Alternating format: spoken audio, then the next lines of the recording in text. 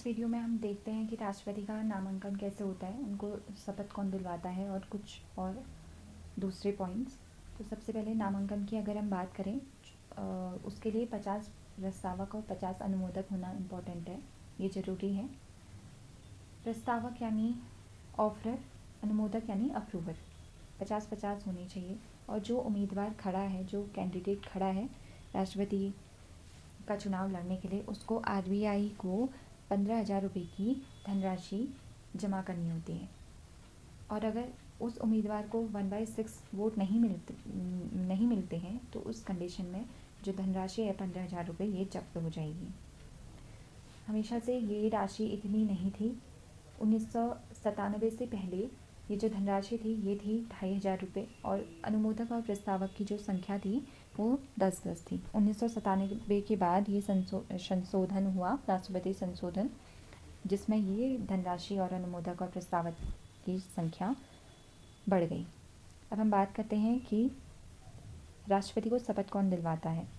ये क्वेश्चन, कुछ क्वेश्चन इनमें से इम्पोर्टेंट है, जो आपके थोड़ा एसएससी या हम कहें थोड़ा लोअर वाले उसमें आ सकता है। तो उसमें ये क्वेश्चन इम्पोर्टेंट हो जाता है, जैसे कि राष्ट्रपति को शपथ कौन दिलवाता है। तो पता होना चाहिए, सुप्रीम कोर्ट के जो मुख्य न्यायाधीश हैं वो राष्ट्रपति को शपथ दिलवाते हैं। वर्तमान में कौन है सुप्रीम कोर्ट के मुख्य न्यायाधीश? वो हैं जस्टिस नाथुलापति वेंकट रमन्ना। ठीक है। और ये कौन से नंबर के मुख्य न्यायाधीश हैं इंडिया के? ये हैं 48 नंबर के। अगर हम बात करें कि प्रथम धारक कौन थे मुख्य न्यायाधीश सुप्रीम कोर्ट के, तो वो थे जस्टिस एस.जे. कानिया। ये भी पता होना चाहिए, एस.जे. कानिया। तो शपथ ये दिलवाएंगे। और अगर ये अनुपस्थित हैं तो उस कंडीशन में वरिष्ठतम न्यायाधीश द्वारा राष्ट्रपति को शपथ दिलवाई जाएगी। अब हम डिस्कस करते हैं राष्ट्रपति के कुछ विशेषाधिकार हैं, जिसमें से एक दो ही हम यहाँ डिस्कस करेंगे। सबसे पहले तो ये है कि उनको कार्यकाल के दौरान किसी भी आपराधिक कार्यवाही से उन्मुक्त होते हैं, वो उन पर कार्यवाही नहीं की जाएगी। सेकंड, उनको गिरफ्तार नहीं किया जाएगा। थर्ड है, अगर वो निजी कृत्यों के लिए आपराधिक पाए जाते हैं तो उस कंडीशन में उन पर महाभियोग चलाया जाएगा। महाभियोग क्या होता है? महाभियोग राष्ट्रपति को उसके पद से हटाने के लिए एक प्रक्रिया है। इसमें 2 महीने का नोटिस दिया जाता है पहले राष्ट्रपति को, उसके बाद ही महाभियोग चलाया जाता है। पदावधि कितनी होती है राष्ट्रपति की? 5 वर्ष होती है।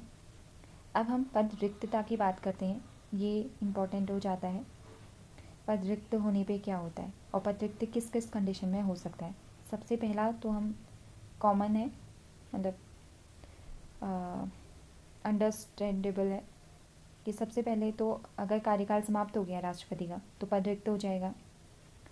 पर यहाँ पर भी हम इसको थोड़ा ब्रीफली समझते हैं। कार्यकाल अगर समाप्त हो चुका है राष्ट्रपति का, सपोज़ मई में शुरू हुआ, नेक्स्ट 5 साल बाद मई में अब ख़त्म होने जा रहा है, और अगर इस समय पे ख़त्म होने के समय पे अगर नया राष्ट्रपति नियुक्त नहीं हुआ है, अभी नहीं पता है कि कौन बनेगा, या चुनाव किसी कारणवश डिले हो चुके हैं, तो उसमें जो पद रिक्त होगा उस समय कौन कार्यभार संभालेगा? उस समय जो प्रेजेंट में राष्ट्रपति हैं वो ही अपने पद पे बने रहेंगे कार्यवाहक के रूप में। सेकंड, हम देख लेते हैं कि पद रिक्त कब हो सकता है। दूसरी कंडीशन पद रिक्त होने की है कि वो जो राष्ट्रपति है वो अपना त्यागपत्र दे दे, तो वो त्यागपत्र अपना देता है उपराष्ट्रपति को। थर्ड चीज़ है, अभी हमने देखा कि महाभियोग द्वारा उसको हटाया जा सकता है 2 मंथ के नोटिस देने के बाद। महाभियोग को अभी हम डिस्कस करेंगे। फोर्थ पॉइंट है, अगर उनकी मृत्यु हो जाती है तो भी तो भी पद रिक्त हो जाएगा। फिफ्थ है, अगर निर्वाचन अवैध पाया गया। अब हमने देखा, अगर कार्यकाल उनका पूरा हो जाता है और राष्ट्रपति नहीं बना है अभी कोई, तो उस कंडीशन में तो जो प्रेजेंट में हमारे राष्ट्रपति हैं वो ही रहेंगे।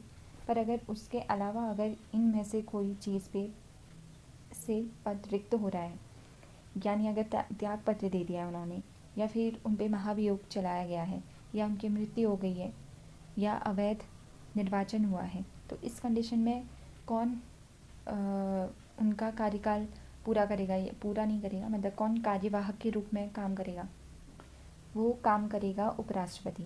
उस कंडीशन में उपराष्ट्रपति राष्ट्रपति के कार्यवाहक के रूप में कार्य करेंगे।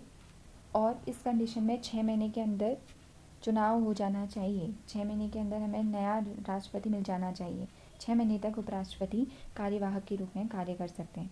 और अगर किसी कारणवश उपराष्ट्रपति का भी पद रिक्त है तो उस कंडीशन में सुप्रीम कोर्ट के मुख्य न्यायाधीश कार्यवाहक के रूप में काम करेंगे। और अगर उनका भी पद रिक्त है तो उस कंडीशन में उच्चतम न्यायालय के वरिष्ठतम न्यायाधीश कार्य करेंगे। ठीक है, तो ये पद रिक्तता के कुछ पॉइंट्स थे। अब हम कुछ कीवर्ड्स देख लेते हैं। जैसा अभी हमने देखा, उत्तराधिकारी न मिलने पर तब तक के लिए पद में रह सकते हैं। ध्यान, अच्छा ये भी चीज़ है कि क्या एक राष्ट्रपति दोबारा बन सकता है? जी हाँ, बिल्कुल बन सकता है, पुनर्निर्वाचित हो सकते हैं। और अभी तक डॉक्टर जो राजेंद्र प्रसाद थे, उन्होंने 2 बार अपने पद पर रहे थे वो। अमेरिका में ऐसा नहीं होता है, अमेरिका में 2 बार से ज़्यादा एक व्यक्ति नहीं बन सकता है। महाभियोग की हम बात कर लेते हैं। महाभियोग यानी राष्ट्रपति को उसके पद से हटाने की प्रक्रिया। महाभियोग कब लगाया जा सकता है राष्ट्रपति पे? तो वो लगाया जा सकता है अगर उस राष्ट्रपति ने संविधान का उल्लंघन किया है। महाभियोग का जो आरोप होगा ये दोनों सदनों में से कहीं पे भी शुरू हो सकता है। राज्यसभा से भी शुरू हो सकता है या लोकसभा से भी शुरू हो सकता है। और वो जो आरोप होगा उसमें 1/4 सदस्यों के साइन होने चाहिए और 14 दिन का राष्ट्रपति को नोटिस जाना चाहिए। एक क्वेश्चन ये इम्पोर्टेंट हो जाता है, क्या वे सदस्य जिन्होंने राष्ट्रपति के चुनाव में पार्ट नहीं लिया था, क्या वो महाभियोग का पार्ट बन सकते हैं? क्या वो महाभियोग में भाग ले सकते हैं? तो इसका आंसर है हाँ। दोनों सदनों के वे सदस्य जिन्होंने चुनाव में भाग नहीं लिया है वो महाभियोग में भाग ले सकते हैं। तो ये इम्पोर्टेंट है। दूसरा, ये भी एग्ज़ाम में पूछा गया है, अच्छा खासा क्वेश्चन बन जाता है ये भी, कि क्या राज्य विधानसभा के भी निर्वाचित सदस्य महाभियोग में भाग ले सकते हैं? तो वो नहीं ले सकते हैं। दिल्ली, पुडुचेरी, इनके भी विधानसभा के सदस्य भाग नहीं ले सकते हैं। इस क्वेश्चन को ऐसे भी पूछा जा चुका है पहले कि क्या वे कौन से सदस्य हैं जो राष्ट्रपति के चुनाव में तो भाग लेते हैं, उनको वोट डालने का अधिकार तो होता है, पर उन्हें महाभियोग में भाग लेने का अधिकार नहीं है। तो वो हैं राज्यसभा के निर्वाचित सदस्य और दिल्ली और पुडुचेरी के विधानसभा के निर्वाचित सदस्य। अभी तक किसी भी राष्ट्रपति पे महाभियोग नहीं लगाया गया है। ठीक है, ये अच्छी बात है एक तरीके से कहें। इसका मतलब हमारे किसी भी राष्ट्रपति ने कभी संविधान का उल्लंघन ही किया है। संविधान के उल्लंघन वर्ड जो है ये हमारे संविधान में परिभाषित नहीं है। ये क्वेश्चन भी आता है। जैसे अगर हम बात करें ना यूपीएससी के क्वेश्चन या हम स्टेट लेवल के क्वेश्चन, तो उनमें से जैसे पूछा जाएगा कि निम्नलिखित कथनों में से कौन सा सत्य है, कौन सा असत्य है।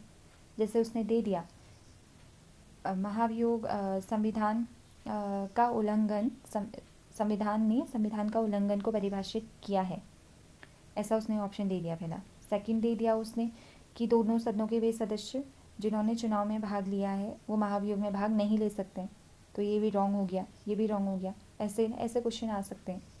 और बाकी अगर सीधे सीधे एग्ज़ाम अगर हम दें और बाकी एग्ज़ामों की बात करें तो उसमें सीधे ये तो उतना नहीं पूछा जा सकेगा आई थिंक, पर हाँ ये ज़रूर इम्पॉर्टेंट हो जाएगा उस कंडीशन में कि क्या दोनों सदनों के वे सदस्य जिन्होंने चुनाव में भाग नहीं लिया है क्या वो महाभियोग में भाग ले सकते हैं? तो हाँ वो ले सकते हैं। तो ये कुछ छोटे टॉपिक थे राष्ट्रपति के रिगार्डिंग। अब हम इनकी शक्तियों के बारे में बात करेंगे, राष्ट्रपति की शक्तियों के बारे में, वो हम अगली वीडियो में डिस्कस करेंगे।